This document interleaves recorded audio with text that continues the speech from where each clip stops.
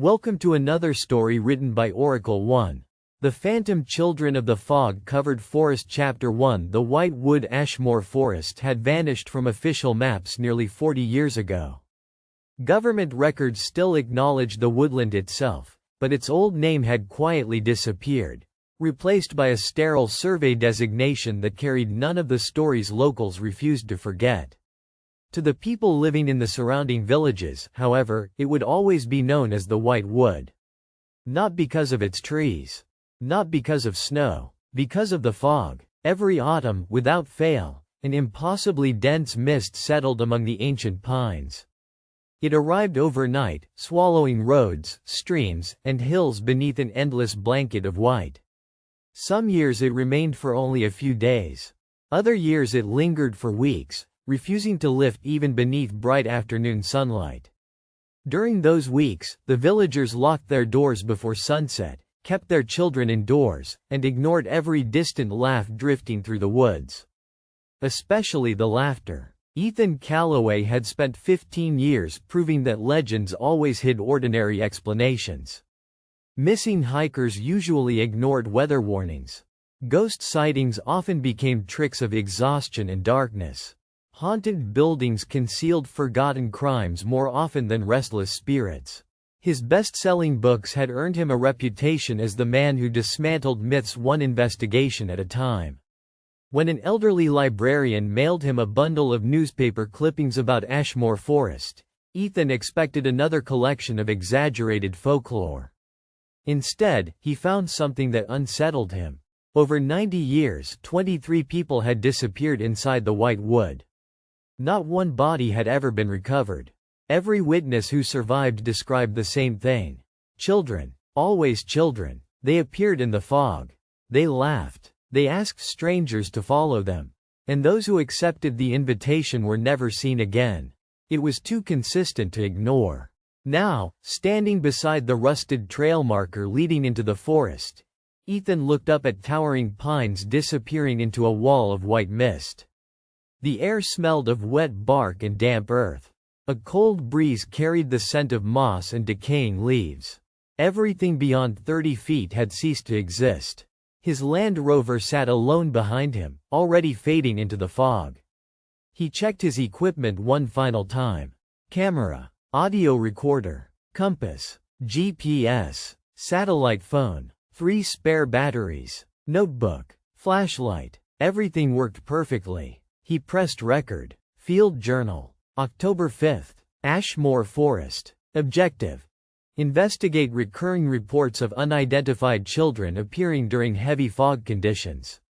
Environmental visibility approximately 10 meters. Temperature unusually low for the season. His own voice sounded strangely distant.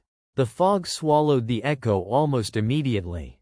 Before entering the trail, he noticed an old wooden sign leaning against a broken fence. Most of the painted lettering had peeled away. Someone had carved fresh words beneath it. If you hear them laughing, do not answer. The letters looked recent, perhaps only months old. Ethan photographed the warning before stepping into the forest. Within moments, civilization disappeared. The fog muffled every sound beyond his own footsteps. Even the wind seemed reluctant to enter. Massive pine trunks rose like ancient pillars around him.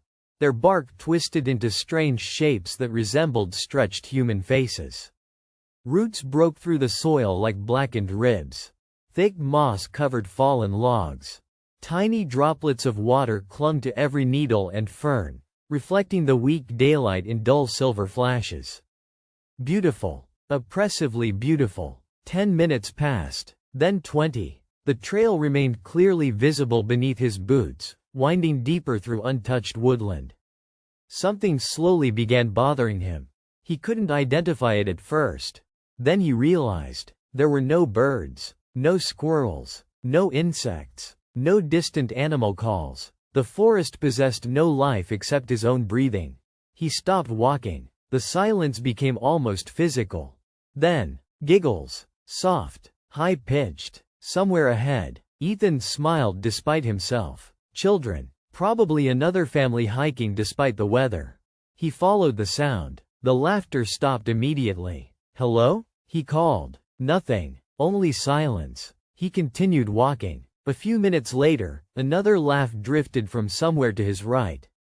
Then, another from behind him. Not frightening. Playful. Like children hiding during a game. He switched on the recorder again. Possible human voices approximately. The recorder emitted a burst of static. Then died. Its battery indicator had been full moments earlier.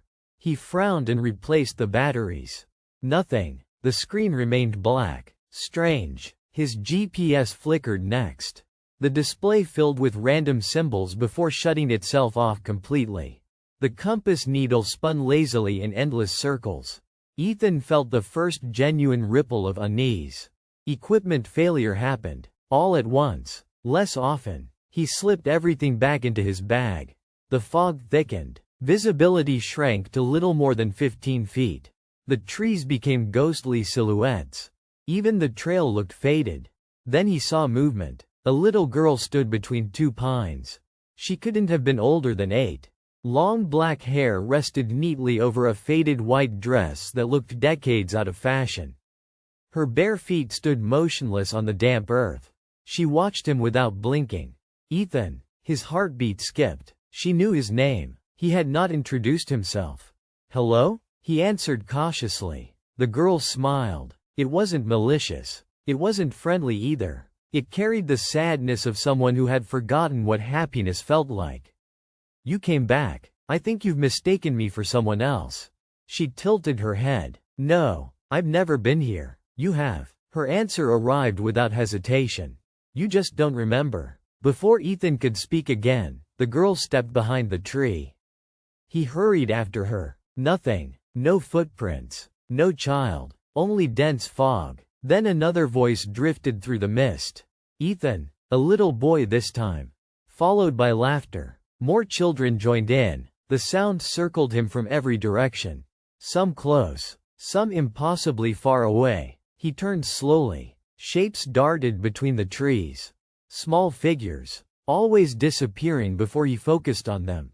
His pulse quickened. "This isn't funny," he shouted. Silence. Then, "We're playing." The voice sounded directly behind him. He spun around. 5 children stood together on the trail.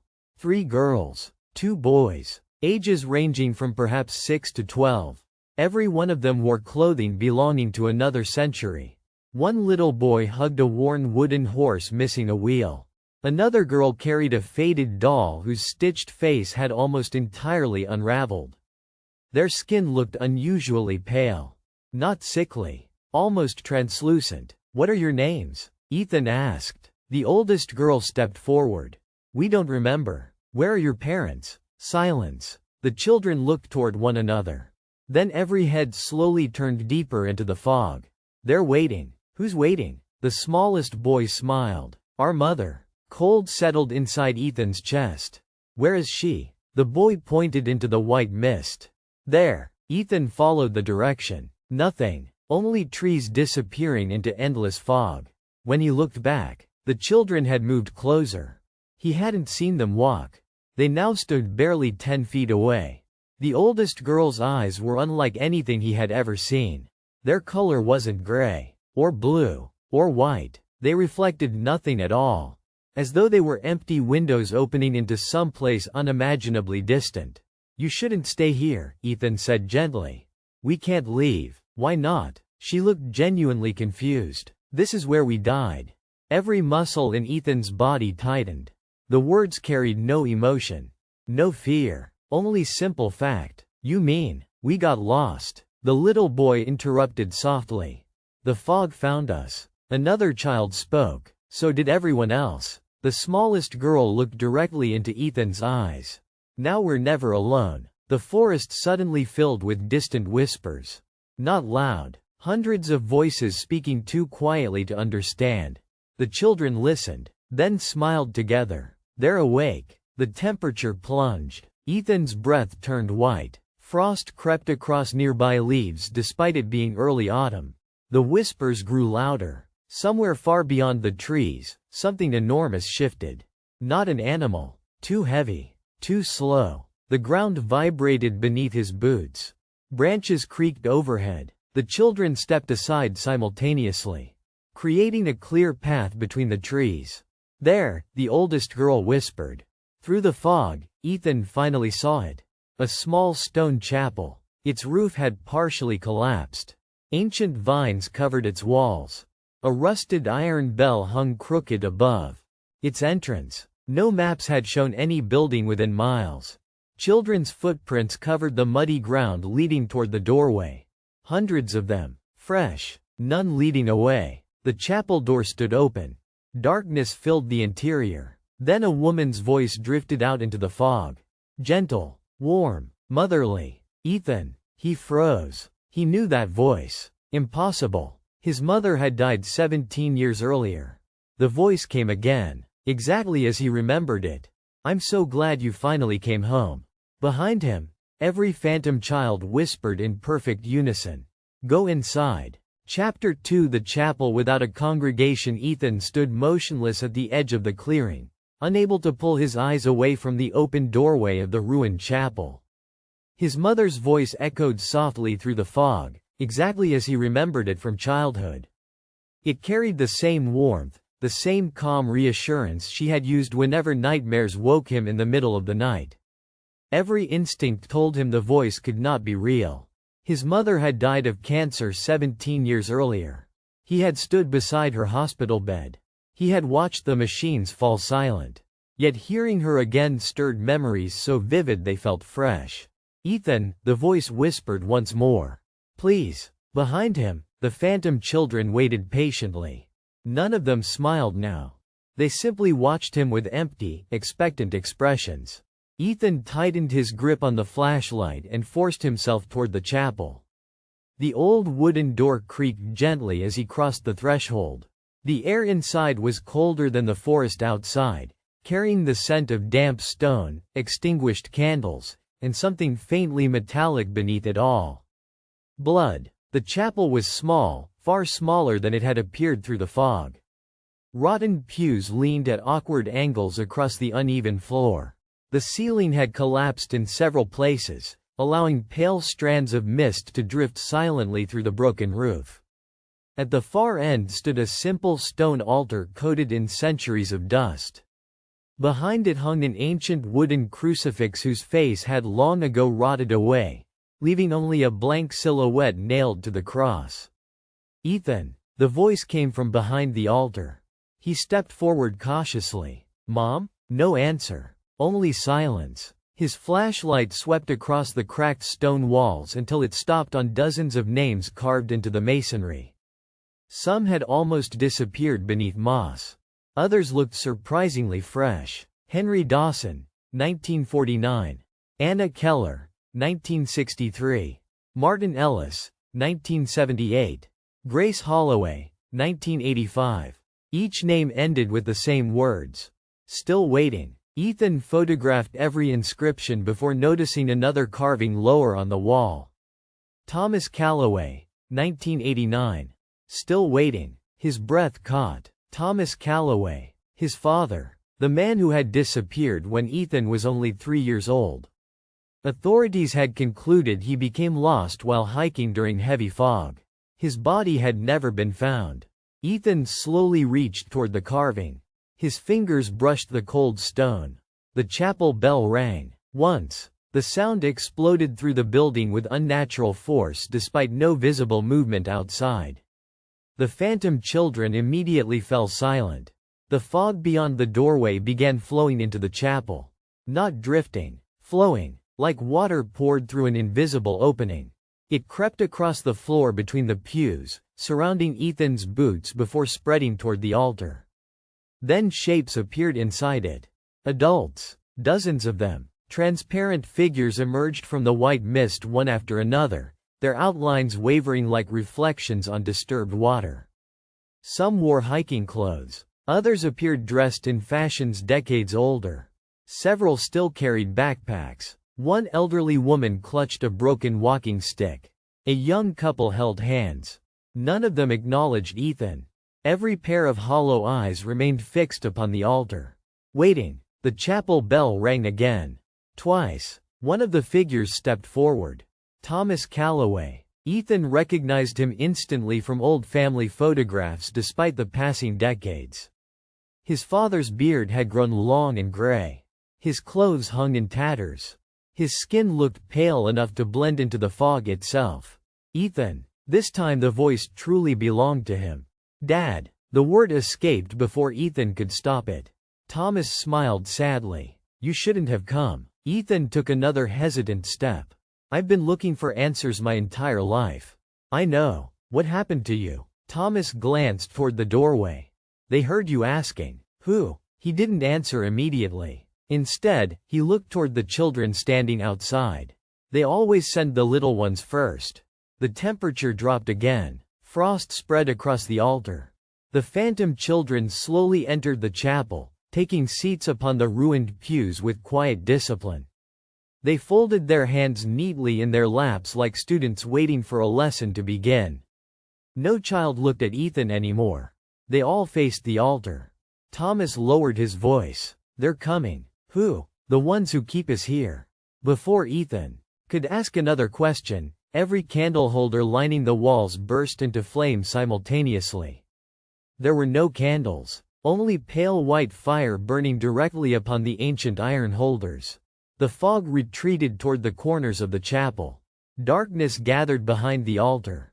Not ordinary shadow. Something thicker. The darkness slowly stood. It unfolded into the shape of a woman nearly 7 feet tall. Her dress flowed into the floor like smoke.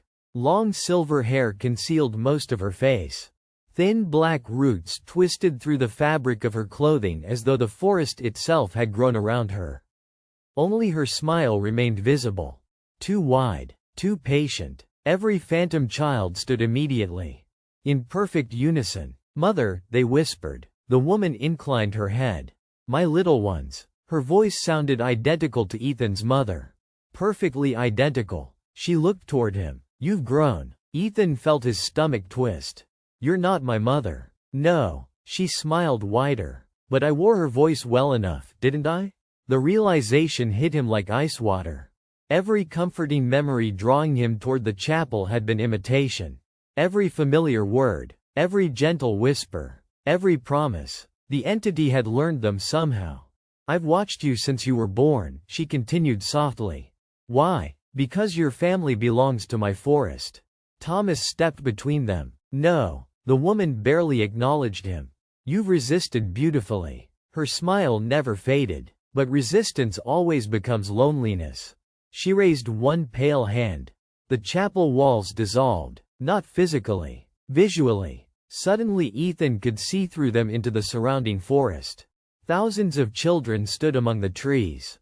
Silent, motionless, watching. Their pale faces stretched endlessly into the fog until they disappeared beyond sight. Thousands, perhaps tens of thousands. Every child who had ever vanished inside the white wood. His breathing became shallow. He struggled to speak. This isn't possible. The woman laughed softly. The forest has been collecting children for centuries. Thomas gripped Ethan's shoulder. It doesn't kill them. What? It teaches them. The words made even less sense. The woman nodded approvingly. Eventually they stopped remembering who they were. The smallest phantom girls smiled sweetly. I can't remember my name anymore. Another little boy spoke. I think I had one. The children giggled quietly, not happily, forgetfully. Ethan looked at his father. You remembered me. For a while, Thomas's eyes filled with sorrow. But every year, he hesitated. It becomes harder. The woman slowly walked toward Ethan. Her footsteps made no sound. The fog is memory. What does that mean? It takes what hurts first. She stopped only a few feet away. Then what you love. Ethan felt a sharp pain behind his eyes. Suddenly he struggled to remember the color of his childhood home. His mother's face blurred. His first school. His best friend. Details vanished like smoke. He staggered backward. What are you doing? Nothing. She smiled gently. The forest is simply introducing itself. Panic surged through him. He reached for his notebook. Most of its pages were blank. The notes he had written only hours earlier had disappeared.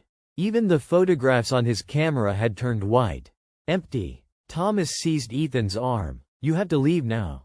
How? The children will try to stop you. The woman remained perfectly calm. They don't stop anyone. She looked lovingly toward the countless pale faces outside.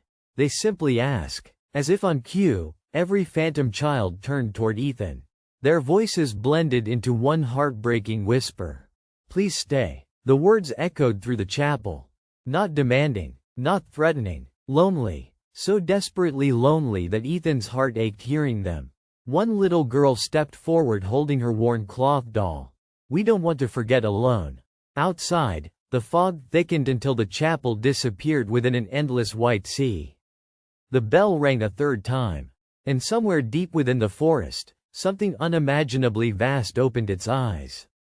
Chapter 3 The ones the fog remembers. The sound that followed the third bell did not resemble thunder, wind, or the groaning of ancient trees.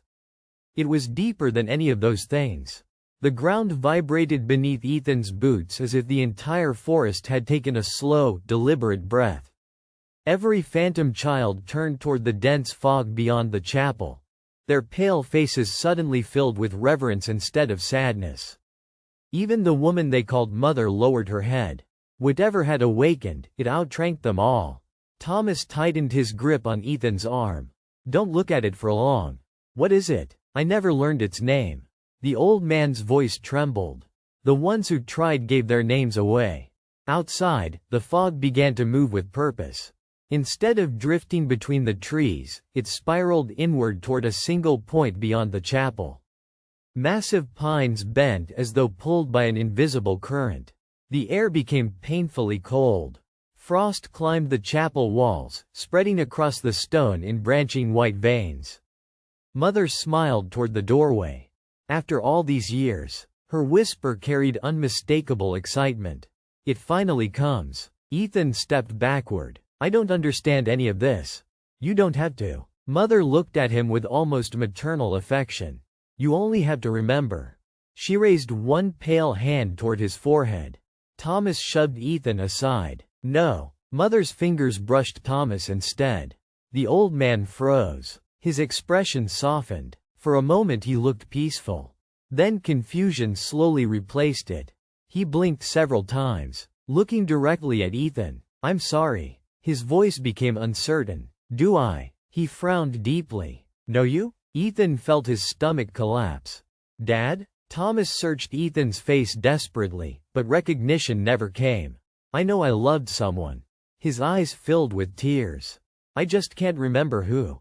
Mother lowered her hand. The fog has finally taken the last of him. Thomas wandered slowly toward the doorway. One of the phantom children gently took his hand. Together they disappeared into the white mist. Ethan started after them. Mother blocked his path without moving. He belongs with the others now. You erased me. No. She smiled softly. The forest did. Ethan looked outside. Thousands of phantom children stood perfectly still among the trees. Beside them now stood countless adults. The lost hikers. The missing travelers. Generations of forgotten souls. Each wore the same empty expression.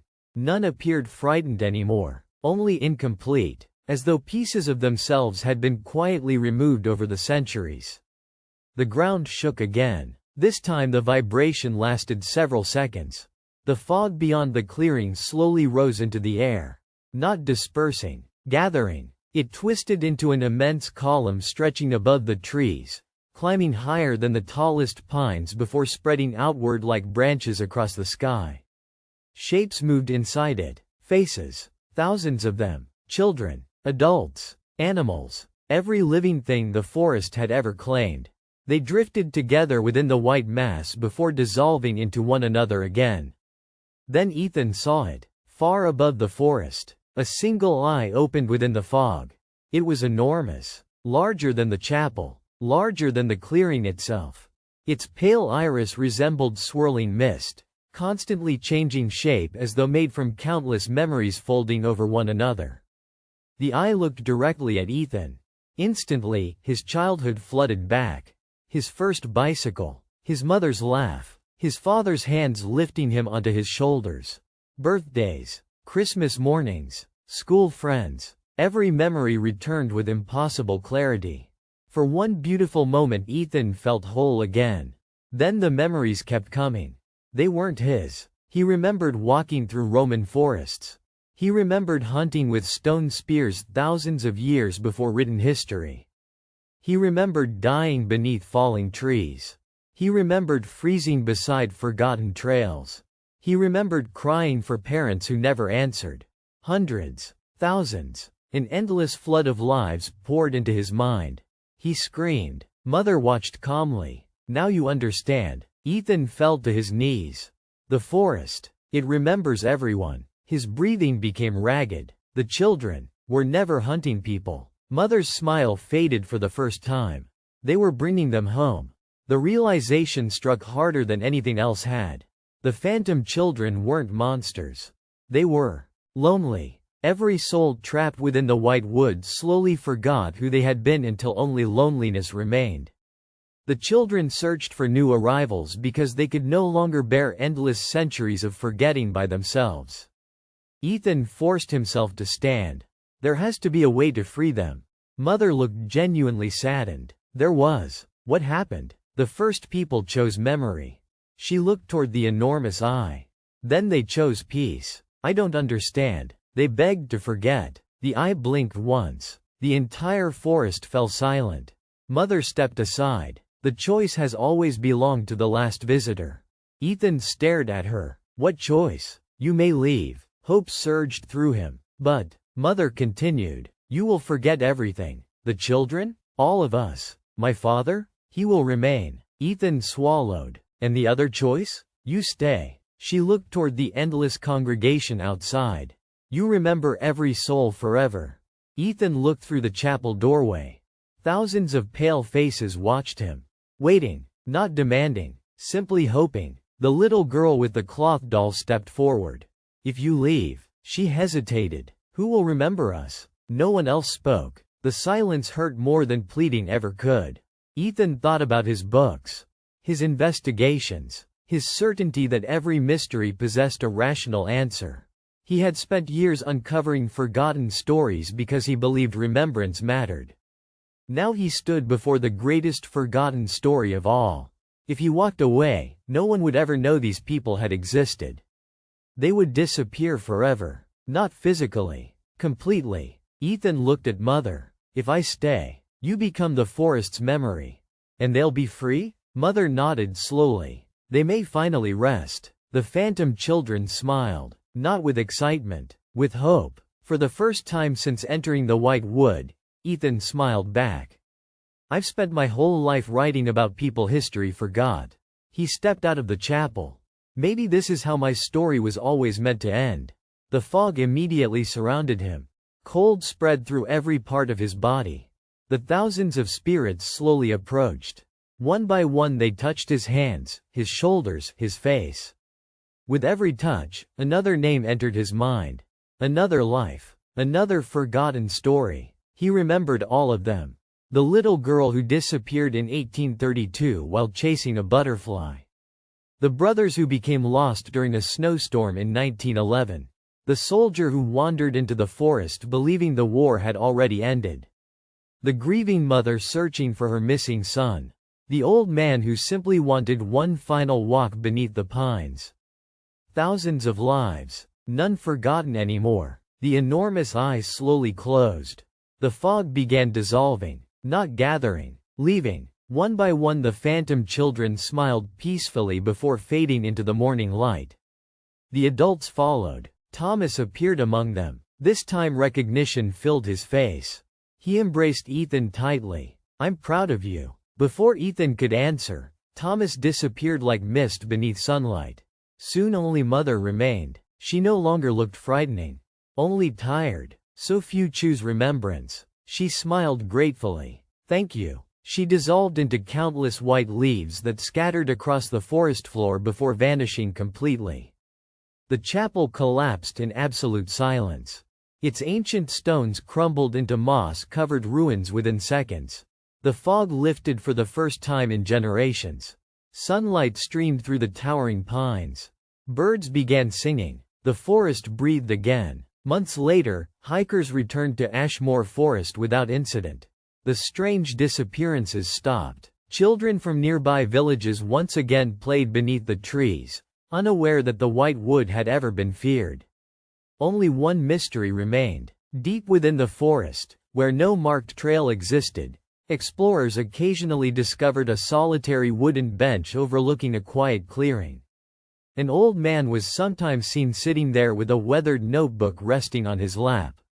He greeted every passerby with a gentle smile. If anyone asked his name, he always hesitated before answering. "I don't think it matters anymore." Then he would look toward the trees, where laughter drifted softly on the breeze. Not lonely laughter, happy laughter, as though children were finally playing their last game before going home. No photograph of the old man had ever developed correctly. Every image showed only an empty bench disappearing into a thin veil of white mist. For more stories, like and subscribe.